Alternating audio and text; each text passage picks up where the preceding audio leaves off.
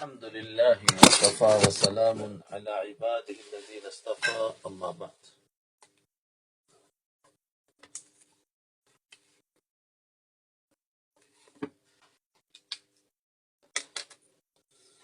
دیکھو بات چل رہی تھی سورہ یوسف کے فوائد، 101 فائدے ہیں.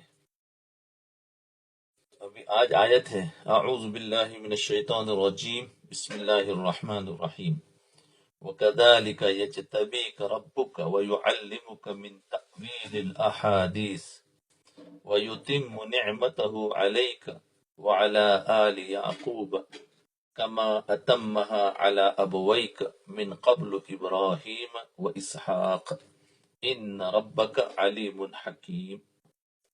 ترجمہ: اسی طرح تمہارا پروردگار تمہیں نبوت کے لیے منتخب کرے گا. جی، کذالک اسی طرح، یجتبیک یعنی منتخب کرے گا، ربک تمہارا رب. جی، اسی طرح تمہارا پروردگار تمہیں نبوت کے لیے منتخب کرے گا اور تمہیں تمام باتوں کا صحیح مطلب نکالنا سکھائے گا. وَيُعَلِّمُكَ یعنی سکھائے گا کیا؟ من تأویل الاحادیث یعنی تمام باتوں کا صحیح مطلب، تمام باتوں کا صحیح مطلب. وَيُعَلِّمُكَ من تأویل الاحادیث وَيُتِمُّ نِعْمَتَهُ عَلَيْكَ وَيُتِمُّ نِعْمَتَهُ عَلَيْكَ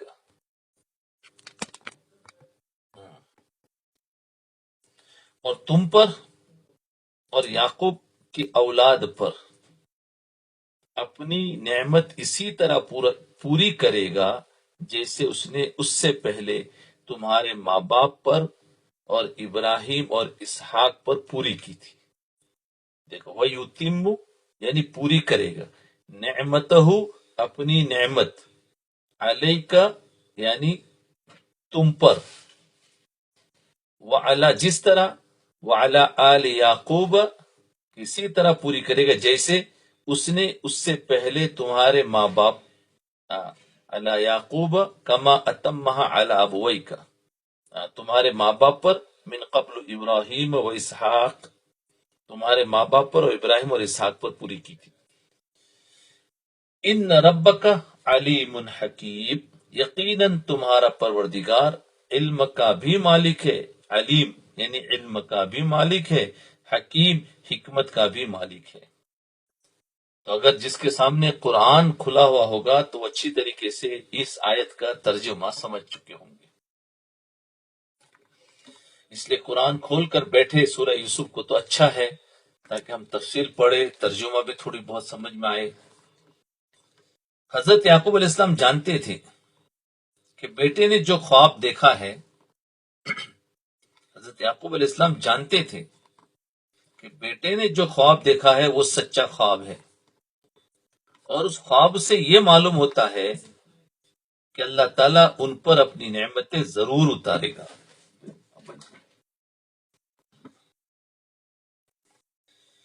تو اللہ تعالیٰ ان پر اپنی نعمتیں ضرور اتارے گا. چنانچہ انہوں نے حضرت یوسف علیہ السلام کو خوشخبری دے دی. جی، کیا خوشخبری دی؟ وَكَذَلِكَ يَجْتَبِيكَ رَبُّكَ، یہاں سے شروع، اسی طرح تمہارا پروردگار یجتبیک یعنی تمہیں منتخب کرے گا، تمہیں چنے گا. کس کے لیے؟ نبوت کے لیے چن لے گا. یجتبیک تمہیں چن لے گا. یہ مضارع کا صیغہ ہے. مضارع کا صیغہ حال کا معنی بھی دیتا ہے، مستقبل کا بھی. یہاں یجتبی کا لفظ مستقبل کے لیے آیا ہے، کیونکہ جس وقت حضرت یعقوب علیہ السلام نے یہ فرمایا اس وقت حضرت یوسف علیہ السلام بچے تھے اور ابھی نبوت بھی نہیں ملی تھی، بلکہ آنے والے وقت میں ملنی تھی. اس لیے فرمایا کہ تیرا رب تجھے چن لے گا. یہ اللہ رب العزت کا چناؤ ہے، وہ جس کو چاہے چن لے. جی، اب یہاں پر فائدہ نمبر 9، اللہ رب العزت کا چناؤ. اللہ رب العزت پسند کرتے ہیں. عام طور پر ذہن میں یہ بات ہوتی ہے، عام طور پر ذہن میں یہ بات ہوتی ہے کہ اللہ کا چناؤ بہت خاص لوگوں کے ساتھ مخصوص ہے، جبکہ یہ چناؤ عام بھی ہے اور خاص بھی ہے۔ اللہ تعالیٰ عام لوگوں میں سے بھی لوگوں کو چنتے ہیں، خاص لوگوں کو بھی چنتے ہیں، خاص کام کے لیے بھی چنتے ہیں۔ مثال کے طور پر اللہ تعالیٰ نے ہمیں بھی چنا ہے، ہم سب کو چنا ہے۔ کیسے؟ وہ اس طرح کہ اس نے ہمیں انسان بنایا تو چنا نا، ہمیں جانور بنا سکتے تھے، اللہ نے ہمیں انسان بنایا۔ کیا ہم نے کوئی اپلیکیشن دیا تھا؟ نہیں، اللہ نے ہمیں انسان بنانے کے لیے چنا، یہ عام چنا ہوا۔ ایک تو اللہ تعالیٰ نے ہمیں انسان بنایا، یہ اس کی پسند ہے، ہمارا حق نہیں تھا، ہم نے کوئی درخواست نہیں دی تھی، یہ اللہ رب العزت کا ہم پر کرم ہوا کہ اس نے ہمیں انسان پیدا فرمایا۔ جانور بناتے، کیڑا بناتے، چڑیا بناتے، کوئی اور کچھ بناتے، ہوا بناتے، کچھ بھی بن سکتا تھا، اللہ نے ہمیں انسان بنایا۔ تو کیا اللہ نے ہمیں چنا نہیں؟ ہم نے یہ اللہ رب العزت کا ہم پر کرم ہوا کہ اس نے ہمیں انسان پیدا فرمایا۔ وہ ہمیں گدھا بنا سکتے تھے، بندر بنا سکتے تھے، خنزیر بنا سکتے تھے، کوئی جانور چوپایا بنا سکتے تھے، مگر اللہ رب العزت نے ہمیں انسان بنایا۔ یہ اللہ تعالیٰ کا چناؤ ہے۔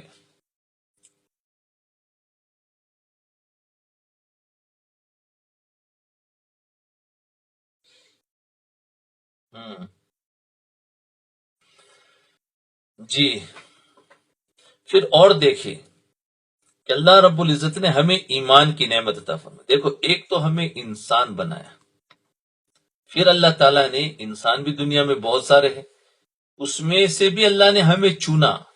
کیا چنا؟ کہ اللہ تعالیٰ نے ہمیں ایمان کی نعمت عطا فرمائی۔ کتنے بیچارے ایمان کی نعمت سے محروم ہیں، تو اللہ کا چناؤ نہیں ہے۔ کتنے انسان ایسے جو شکل میں ہم سے اچھے ہیں، عقل میں ہم سے اچھے ہیں، مال میں ہم سے اچھے ہیں، تعلیم میں ہم سے اچھے ہیں، مگر ایمان سے محروم ہیں۔ بتاؤ کتنے بندے ایسے ہیں جو شکل میں ہم سے اچھے، عقل میں ہم سے اچھے، مال میں ہم سے اچھے، تعلیم میں ہم سے اچھے، مگر ایمان سے محروم ہیں۔ اب بتاؤ، ان کے پاس وہ ساری نعمتیں ہیں، کون سا ہے؟ شکل بھی ہے، عقل بھی ہے، مال بھی ہے، تعلیم بھی ہے، علم بھی ہے، مگر ایمان نہیں ہے، تو بتاؤ کچھ بھی نہیں۔ صحیح ہے کہ نہیں؟ کچھ بھی نہیں ہے۔ تو یہ اللہ رب العزت نے جو ایمان کی نعمت عطا فرمائی، یہ اللہ کا چناؤ ہے کہ ہمیں تمام مخلوق میں سے انسان کے لیے چنا، پھر انسانوں میں سے ایمان کے لیے چنا۔ مزید دیکھو، پھر اللہ رب العزت نے ہمیں نبی آخر الزماں حضرت محمد صلی اللہ علیہ وسلم کی امت میں سے بنایا۔ دیکھو تیسرا چناؤ، ایمان والے بھی بہت ہیں، پہلے بھی گزرے، لیکن اللہ تعالیٰ نے ہمیں نبی کی امت میں سے بنایا۔ اس امت پہ پیدا ہونے کے لیے پہلے انبیاء نے دعائیں مانگی، اور اللہ رب العزت نے حضرت عیسیٰ علیہ السلام کی دعا کو قبول بھی کر لیا۔ انہوں نے مانگی تھی، ان کی دعا قبول کر لی، چنانچہ قرب قیامت میں وہ اس امت میں آئیں گے۔ حضرت عیسیٰ علیہ السلام نزول عیسیٰ ہوگا، آئیں گے اور دین اسلام کی پیروی کریں گے۔ تو جس امت میں پیدا ہونے کے لیے انبیاء نے دعا مانگی، اس امت کو اللہ نے کیا شان دی، اس امت میں اللہ تعالیٰ نے ہمیں پیدا فرما دیا۔ یہ اللہ رب العزت کا چناؤ ہے۔ تو دیکھو اللہ نے کتنی نعمتوں سے ہمیں نوازا، کیسے کیسے ہمیں چنا۔ ایک تو انسان کے لیے ہمیں چنا، دوسرا اللہ نے ایمان عطا فرمایا، تیسرا اللہ تعالیٰ نے حضور کی امت میں سے ہمیں بنایا۔ جی، امت میں سے بنا۔ تو کیونکہ اس امت کی فضیلتیں بہت ہے۔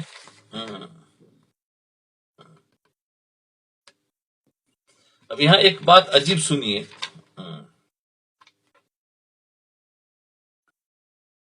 اللہ تعالیٰ نے اس امت کو کیا شان بخشی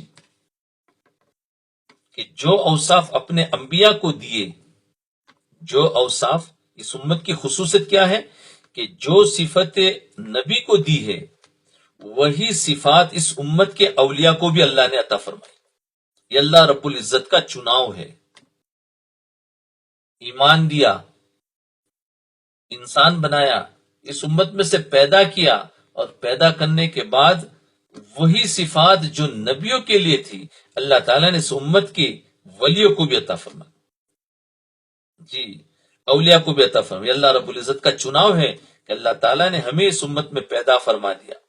اس پر ہم اللہ رب العزت کا جتنا شکر ادا کرے کم ہے. ہم تو فقط مال و دولت کو دیکھتے ہیں. کبھی اس نعمت پر بھی غور کیا کہ اللہ تعالیٰ نے ہمیں کتنی بڑی نعمت بغیر استحقاق کے عطا فرمائی ہوئی ہے. اگر ہم ساری زندگی سجدے میں پڑے رہے تو ہم اس نعمت کا شکر ادا نہیں کر سکتے. جی، اللہ رب العزت نے اس امت کو جو اتنے انبیاء کے اوصاف عطا فرمائے، اس امت کو جو اتنے انبیاء کے اوصاف عطا فرمائے، اس کو اجتبائیت کہتے ہیں. اجتبائیت کہتے ہیں. اس کا مطلب ہے کسی کو چن لینا. اجتبائیت یعنی چنا. اس امت کو تمام امتوں میں سے چنا ہے. کسی کو پسند کر لینا. اللہ رب العزت نے گویا اس امت بیضا کو چن لیا اور پسند فرما لیا. دیکھو 10 نبیوں کو 10 علم عطا فرمائے. اللہ رب العزت نے 10 انبیاء کو 10 علوم کے لیے چنا. حضرت آدم علیہ السلام کو علم الاسماء عطا فرمایا، ناموں کا علم. حضرت ادریس علیہ السلام کو علم القلم عطا فرمایا، لکھنے کا علم. حضرت نوح علیہ السلام کو حلال اور حرام کا علم عطا فرمایا. حضرت ابراہیم علیہ السلام کو علم مناظرہ عطا فرمایا، بات کرنے کی. حضرت داؤد علیہ السلام کو فصل الخطاب کا علم عطا فرمایا. حضرت سلیمان علیہ السلام کو علم منطق الطیر یعنی پرندوں کی زبان کا جاننے کا علم عطا فرمایا. حضرت موسیٰ علیہ السلام کو علم مناجات دعا کا علم عطا فرمایا. حضرت یوسف علیہ السلام کو تعبیر الرؤیا یعنی خوابوں کی تعبیر کا علم عطا فرمایا. حضرت عیسیٰ علیہ السلام کو علم حکمت عطا فرمایا. جی، یہ 10 انبیاء کو 10 علوم عطا فرمائے. سیدنا رسول اللہ صلی اللہ علیہ وسلم کو اللہ تعالیٰ نے علم الاولین والآخرین عطا فرمایا. صلی اللہ علیہ وسلم علم الاولین، پہلوں کو جو دیا تھا وہ بھی علم عطا فرمایا، اور آخر تک جو دینا ہے وہ بھی عطا فرما دیا. وَعَلَّمَكَ مَا لَمْ تَكُنْ تَعْلَمْ وَكَانَ فَضْلُ اللَّهِ عَلَيْكَ عَظِيمًا. اب یہاں ایک عجیب بات سنیے. اس آیت میں حضرت یوسف علیہ السلام کے لیے یجتبیک کا جو لفظ استعمال ہوا ہے وہ مستقبل کی طرف اشارہ کر رہا ہے، یعنی آئندہ. ایک ہوتا ہے پاسٹ اور ایک ہوتا ہے فیوچر، تو اس کو کہتے ہیں مستقبل. تو یجتبیک ہم آپ کو چنیں گے، کیونکہ اس وقت میں تو بچے ہیں، آئندہ ہم آپ کو نبوت کے لیے چنیں گے. مستقبل اس کو کہتے ہیں، مستقبل کی طرف اشارہ کر رہا ہے کہ آنے والے وقت میں تیرا رب تجھے چن لے گا. جبکہ اللہ تعالیٰ نے اس امت کے لیے ماضی کا صیغہ استعمال فرمایا. وجتباکم وجتبیناہم، ہم ان کو چن چکے ہیں. اس امت کے لیے کیا فرمایا؟ ماضی کا، چن چکے ہیں. تو دیکھو کہاں سے آیت شروع ہوئی تھی؟ وَكَذَلِكَ يَجْتَبِيكَ رَبُّكَ، یہاں پر. پھر اس کے بعد وَيُعَلِّمُكَ مِن تَأْوِيلِ الْأَحَادِيثِ وَيُتِمُّ نِعْمَتَهُ عَلَيْكَ وَعَلَى آلِ يَعْقُوبَ كَمَا أَتَمَّهَا عَلَى أَبْوَيْكَ مِن قَبْلُ إِبْرَاهِيمَ وَإِسْحَاقَ، جیسے اس نے اس سے پہلے تمہارے ماں باپ اور ابراہیم اور اسحاق پر اپنی نعمت پوری کی تھی. تو چنا ہے، اور پھر کیا چن کے کیا کیا؟ تم پر پوری پوری نعمتیں دیں گے. تو اب اس کا فائدہ دیکھو. اس آیت کا فائدہ نمبر 10، باپ دادا کا معزز ہونا اعزاز کی بات ہے. باپ دادا کا عزت والا ہونا ہمارے لیے عزت کی چیز ہے. اگر باپ دادا معزز ہو تو یہ بھی عزت کی بات ہوتی ہے. جیسے نبی علیہ السلام نے غزوہ حنین کے موقع پر فرمایا انا النبی لا کذب انا ابن عبد المطلب. آپ صلی اللہ علیہ وسلم نے اپنے دادا کا تذکرہ اس لیے کیا کہ وہ اپنے قبیلے کے سردار تھے اور ایک معزز آدمی تھے. انا ابن عبد المطلب، میں عبد المطلب کا بیٹا ہوں. کیا مطلب؟ میں ایک عزت والے باپ کا بیٹا ہوں. تو یہ ہے، تو باپ کی یعنی دادا کی اور باپ کی عزت جو ہے وہ بیٹے کو بھی عزت دلاتی. تو حضرت یوسف علیہ السلام کے باپ دادا تو انبیاء تھے. جی، حضرت یعقوب علیہ السلام والد تھے اور نبی بھی تھے. حضرت اسحاق علیہ السلام دادا تھے اور نبی بھی تھے. حضرت ابراہیم علیہ السلام پر دادا تھے اور نبی بھی تھے. چونکہ حضرت یوسف علیہ السلام نبیوں کی اولاد تھے، اس لیے یہ ان کے لیے بہت اعزاز کی بات تھی. یہ سارے کا سارا گھرانہ منور تھا. ای خانہ ہما آفتاب است، اس گھر کا ہر فرد سورج کے مانند ہے. ایک اصول یاد رکھیں، ذرا غور فرمائیے. حضرت ابراہیم علیہ السلام کے گھر میں حضرت اسماعیل علیہ السلام جیسے بیٹے پیدا ہوئے. سیدنا علی رضی اللہ عنہ کے گھر سے سیدنا حسن اور سیدنا حسین رضی اللہ عنہ جیسے کریمین پیدا ہوئے. حضرت عبداللہ بن مبارک رحمت اللہ علیہ کے ماں باپ بہت ہی نیک اور تہجد گزار تھے. سیدنا امام ابو حنیفہ رحمت اللہ علیہ کے ماں باپ دونوں بہت زیادہ نیک تھے، علم والے اور عمل والے تھے. اس سے پتہ چلا کہ جب ماں باپ نیک ہوتے ہیں تو عمومی طور پر اللہ تعالیٰ اولاد کو بھی انہی کی صفات عطا فرما دیتے ہیں. اس لیے اگر ہم بھی چاہتے ہیں کہ ہماری اولاد بھی نیک بنے تو اس سے پہلے ہمیں خود نیک بننا پڑے گا.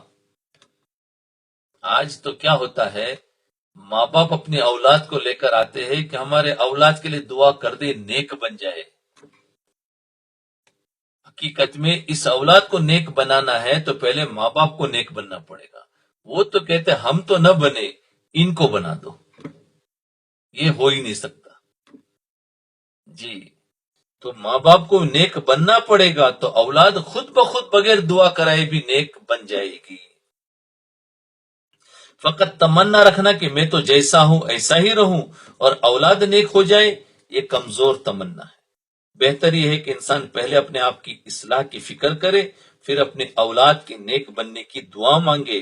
اللہ رب العزت ایسے بندے کی دعا کو رد نہیں فرماتے.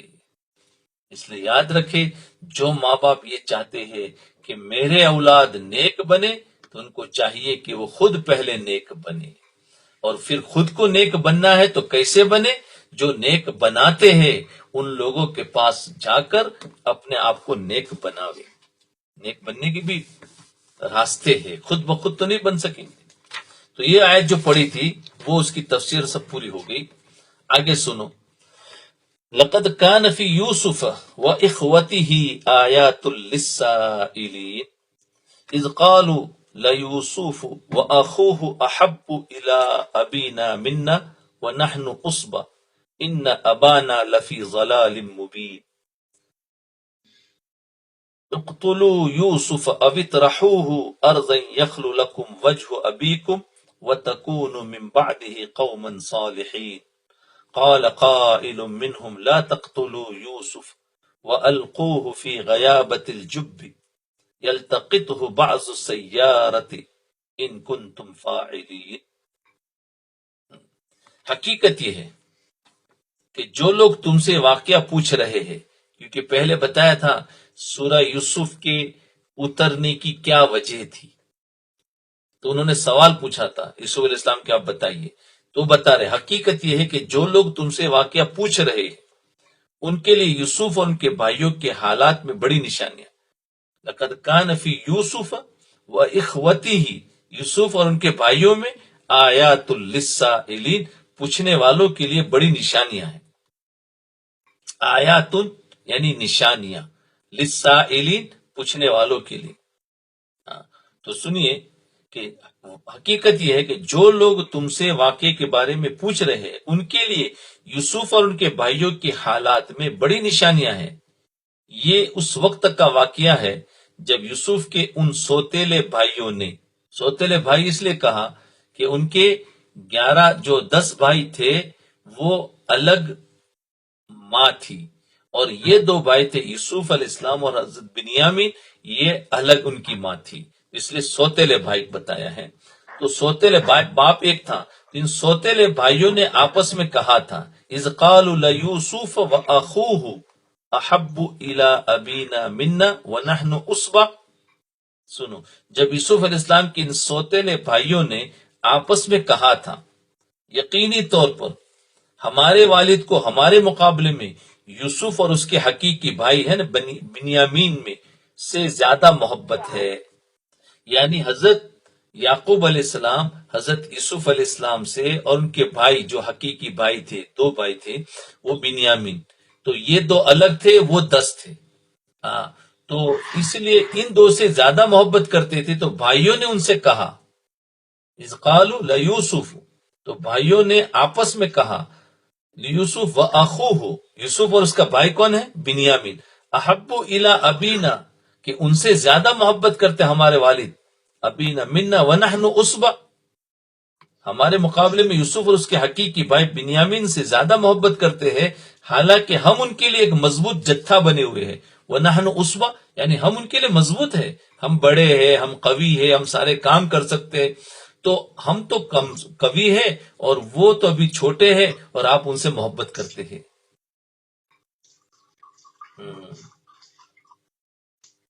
جی، تو یہ کہا اذ قالوا لیوسف، یہ آپس میں کہہ رہے تھے واخوہ احب الی ابینا منا ونحن عصبہ، اور ہم جبکہ ایک جتھا ہے، طاقت والے ہیں، ان ابانا لفی ضلال مبین، ہمیں یقین ہے، کیا کہہ رہے ساتھ میں، کہ ہمارے والد کسی کھلی غلط فہمی میں مبتلا ہے، غلط فہمی میں مبتلا ہے بھائی آپس میں۔ اب اس کا حل یہ ہے، پھر بھائیوں نے سوچا کہ اب اس کا حل، یہ آپس میں کہہ رہے ہیں اس کا حل یہ ہے کہ یوسف کو قتل ہی کر ڈالو۔ نعوذ باللہ، کیا انہوں نے سوچا کہ اب والد تو ایسا کر رہے تو کیا کرنا چاہیے؟ جی بھائی، جس کا بھی مائک آن ہو اس کو بند کر دے۔ تو سنو، یوسف علیہ السلام کو، تو انہوں نے سوچا کہ اب کیا کیا جائے، تو کہا یوسف علیہ السلام کو قتل ہی کر ڈالو یا اسے کسی اور سرزمین میں پھینکاؤ تاکہ تمہارے والد کی ساری توجہ خالص تمہاری طرف ہو جائے۔ دیکھا، انہوں نے یوسف علیہ السلام اور بنیامین سے یعقوب علیہ السلام محبت کر رہے تھے، تو بھائیوں کو اچھا نہیں لگا، تو انہوں نے سوچنے لگے کہ اب ہم کیا کریں، تو رائے آپس میں ہی بات کر رہے تھے کہ کام کرو، ان کو والد سے الگ کر دو، یا تو ان کو مار ڈالو یا کسی اور زمین میں ان کو لے کے جاوے، چھوڑ دیتے ہیں، تاکہ کیا ہوگا، والد کی ساری توجہ خالص ہم تمہاری طرف ہو جائے۔ تو یہ دیکھو، ایک آئیڈیا دوڑا رہے، ہمیشہ ایک انسان تدبیر کرتا ہے، اپنے کام کو بنانے کے لیے تدبیر تو کرنی چاہیے، لیکن تدبیر شریعت کے مطابق ہو تو چلتی ہے، اگر تدبیر شریعت کے خلاف ہوگی تو بھی چلے گی، لیکن اللہ کا غیبی نظام ہمارے خلاف ہو جائے گا۔ انہوں نے باپ کی محبت کو لینا تھا، لیتے ہیں، لیکن باپ کی محبت کو لینے کے لیے جو کام کر رہے ہیں وہ شریعت کے خلاف کر رہے ہیں، کہ بیٹے کو بیچ میں سے ہٹا دو، بھائی کو، پھر باپ کی محبت لے، تو وہ ان کی اسکیم اور وہ ان کی تدبیر چلی بھی، لیکن اللہ کا غیبی نظام کیسا ہوا ہے وہ بعد میں آپ دیکھیں گے۔ تو اس میں ہمارے لیے ایک سبق ہے کہ نظام، ہمیں کوئی بھی کام کر سکتے ہیں، آئیڈیا دوڑانا چاہیے، لیکن شریعت کے خلاف نہ ہو، تاکہ تمہارے والد کی ساری خالص توجہ تمہاری طرف ہو جائے۔ اور یہ سب کرنے کے بعد پھر کیا کہہ رہے، ارے یہ سارے کام کر لینا پھر توبہ کر لیں گے، یعنی گناہ کر لو پھر توبہ کر لیں گے اور نیک بن جاؤں گے، یعنی اس کے بعد پھر نیک بن جاؤ۔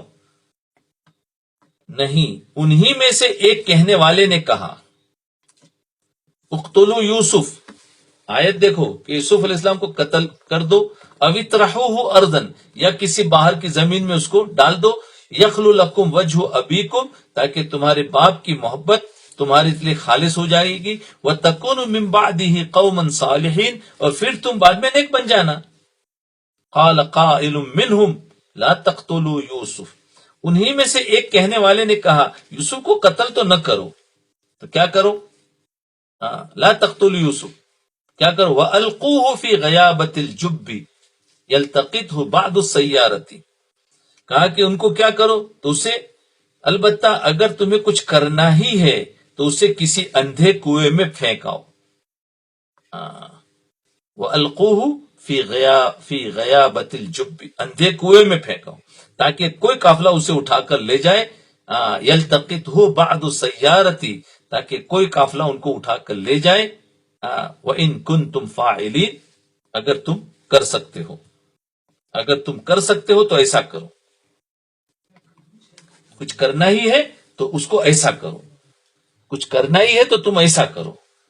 ان کنتم فاعلین، اگر تمہیں کرنا ہے تو کیا کرو؟ یا تو اس کو کسی اندھے کنویں میں ڈال دو۔ اب اس کی تشریح دیکھو، تفسیر دیکھو۔ آیات للسائلین، لقد کان فی یوسف واخوتہ آیات للسائلین، نشانیاں ہیں پوچھنے والوں کے لیے۔ یہود اور مشرکین کے لیے عبرت کی باتیں۔ پوچھنے والے کون تھے؟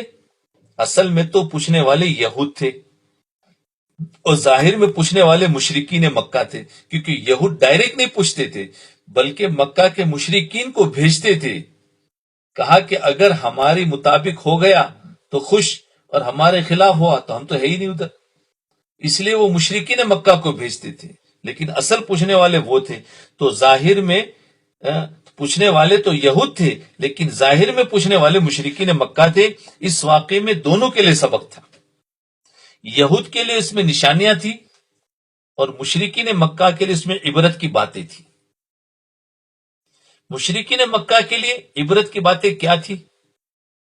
وہ یہ کہ جیسے حضرت یوسف علیہ السلام کے واقعے میں حضرت یوسف علیہ السلام گھر سے نکلے، ظاہر میں ان کو پریشانی ملی، مگر وہی پریشانی ان کے لیے عزت کا سبب بن گئی۔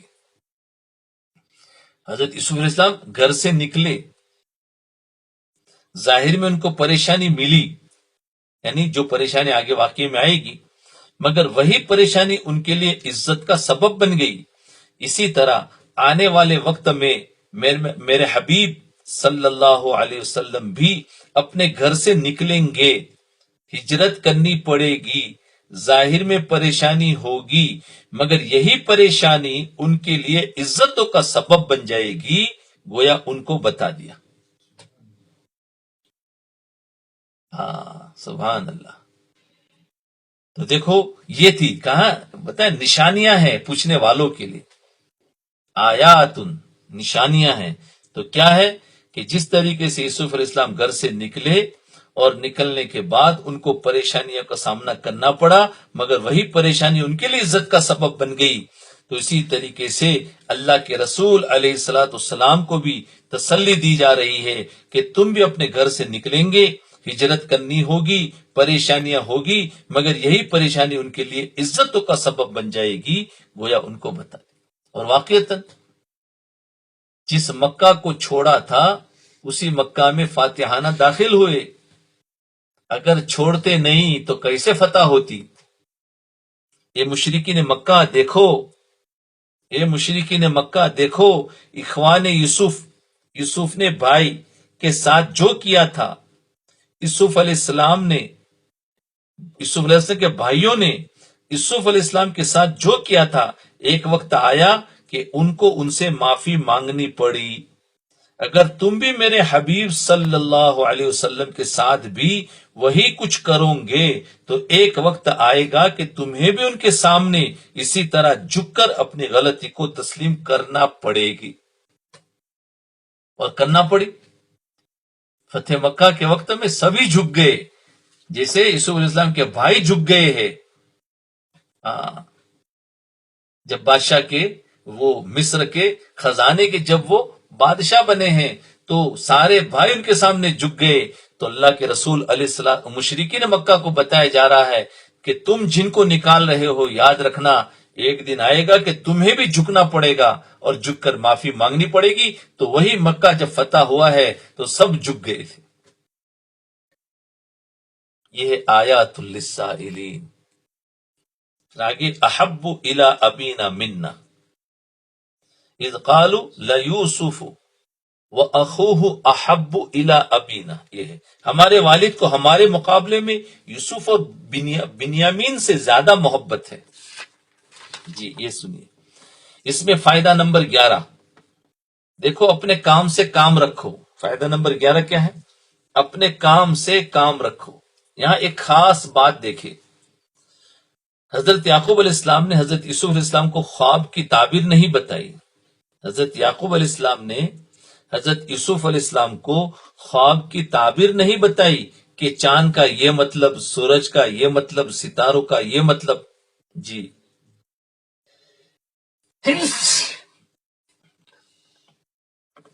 تعبیر نہیں بتائی. اس سے معلوم یہ ہوا کہ قرآن مجید کی تعلیم یہ ہے کہ اپنے کام سے کام رکھو. خواہ مخواہ کی تفصیلات میں جا کر اپنے وقت کو ضائع مت کرتے پھرو. جی خالی اتنا بتا دیا تھا کہ یہ خواب اپنے بھائیوں کو نہیں بتانا. کیوں نہیں بتانا اس کی وجہ بتا دی تھی بس. لیکن اس خواب کا کیا مطلب چاند سے اور سورج سے اور ستاروں سے وہ نہیں بتایا. اس کی ضرورت نہیں، اپنے کام سے کام کرو. تو ہم بھی بہت ساری چیزوں میں بہت تفصیلات میں جاتے ہیں. نہیں، خواہ مخواہ کی تفصیلات میں جا کر اپنے وقت کو ضائع مت کرتے پھرو. کچھ لوگوں کو دیکھا کہ وہ خواب دیکھ لیتے ہیں اور پھر ایک وقت میں 8-10 بندوں سے اس کی تعبیر پوچھتے ہیں اور اس کے بعد موازنہ کرتے. کمپریشن نہیں موازنہ، مقابلہ کرتے ہیں. اس نے کیا کہا، اس نے کیا کہا، اس نے کیا. 8-10 سے پوچھنے کے بعد پھر وہ دیکھتے ہیں، کرتے ہیں، موازنہ کرتے پھر رہے ہوتے. قرآنی تعلیمات ایسی نہیں ہے. آگے قرآن نے بات بتا دی، قصہ پوچھا تھا اور قرآن نے آگے قصہ سنا دیا. جی قصہ پوچھا تھا نا کہ کیا ہے، تو آگے قرآن نے قصہ سنا دیا. چنانچہ آگے فرمایا اذ قالوا لیوسف واخوہ احب الی ابینا منا ونحن عصبہ. یہ اس وقت کا واقعہ ہے جب یوسف علیہ السلام کے ان سوتیلے بھائیوں نے آپس میں کہا تھا یقینی طور پر ہمارے والد کو ہمارے مقابلے میں یوسف اور اس کے حقیقی بھائی بنیامین سے زیادہ محبت ہے، حالانکہ ہم ان کے لیے ایک مضبوط جتھا بنے ہوئے ہیں. جی کمپیریئر.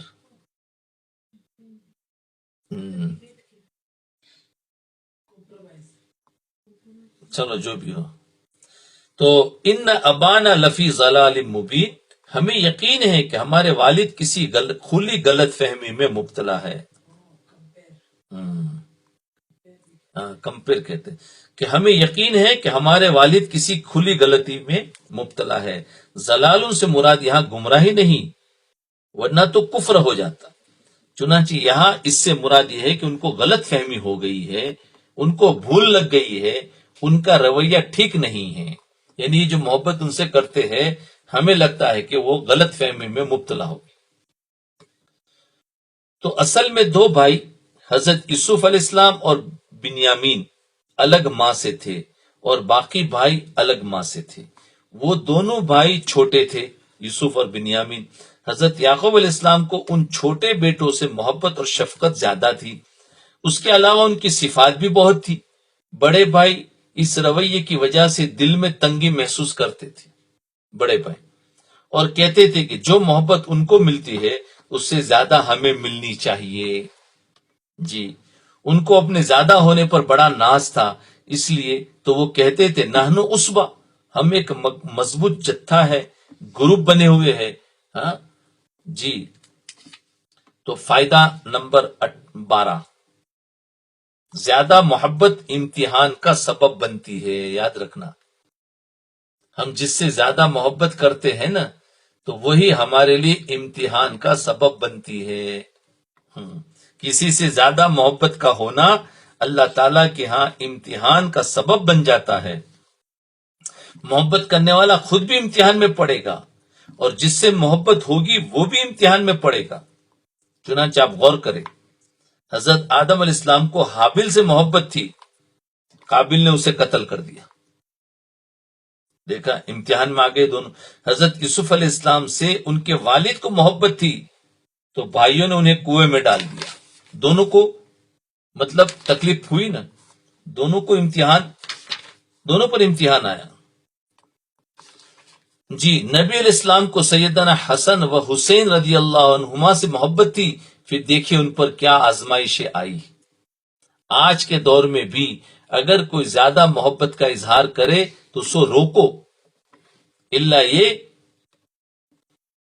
خاوند اور بیوی کا معاملہ ہو, وہ الگ بات ہے.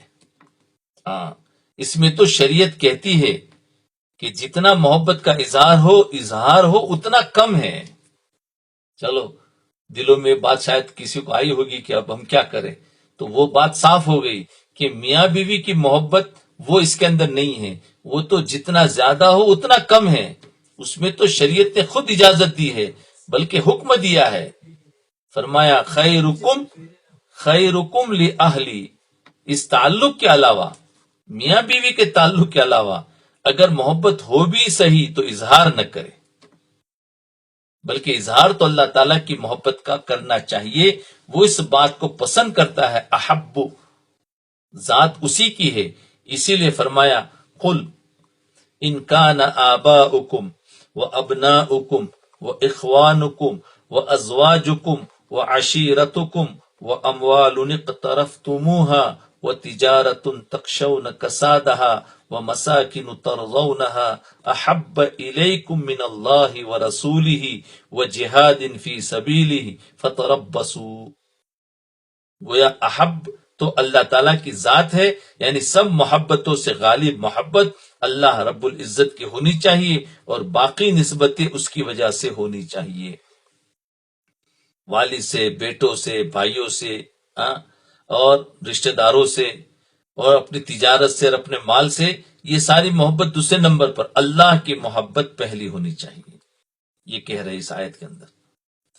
تو فرمایا اقتلوا یوسف, یوسف کو قتل ہی کر ڈالو. بھائیوں کا مشورہ تھا,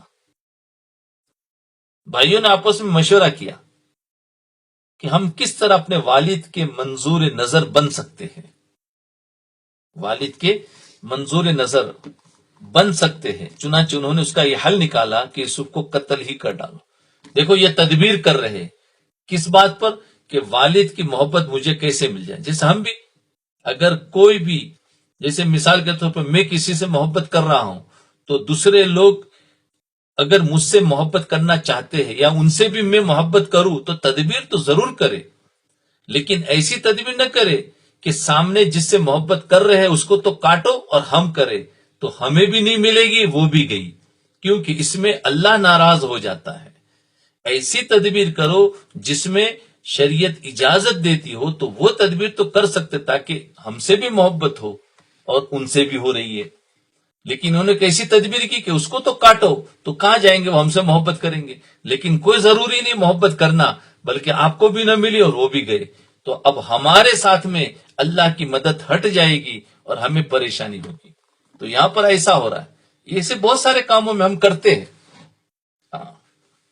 کہ ہمیں حسد ہو جاتا ہے, یہ کیوں ان سے کرتے ہیں, اس کی کیوں تعریف زیادہ ہو رہی ہے, میری کیوں نہیں ہو رہی ہے. بھائی ہماری تعریف کرانا ہے تو ہم بھی ایسے اخلاق بناوے, لیکن سامنے والے کی برائی بیان کر کے اپنی تعریف کروانے جائیں گے تو کچھ نہیں ملے گا, کچھ نہیں ملے گا.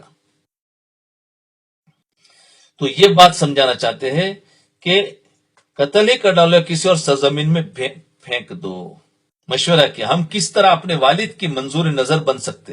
چنانچہ انہوں نے اس کا یہ حل نکالا کہ یوسف علیہ السلام کو قتل ہی کر ڈالو یا کسی اور سرزمین میں پھینک آؤ, تاکہ تمہارے والد کی پوری توجہ خالصتاً تمہاری طرف ہو جائے, اور یہ سب کچھ کرنے کے بعد پھر توبہ کر کے نیک بن جاؤ. جی تو جان بوجھ کر گناہ کر کے پھر بولے نیک بن جائیں گے, تو یہ بہت بڑی غلطی ہے. جان بوجھ کر غلطی کرنے سے اللہ کی مدد ہٹ جاتی ہے. ہو سکتا ہے بعض مرتبہ توبہ کی قبولیت کی توفیق ہی نہ ملے, تو کیا کروں گے. تو نفس کا بہت بڑا دھوکہ ہوتا ہے. بولے ابھی تو کر ڈالو, جیسے ہم بزنس کے اندر بولے ابھی تو جھوٹ بول دو, بعد میں توبہ کر لیں گے, مال تو مل جائے گا. ابھی دھوکہ دے دو بعد میں معافی مانگ لیں گے، تو جان بوجھ کر نہیں کرنا۔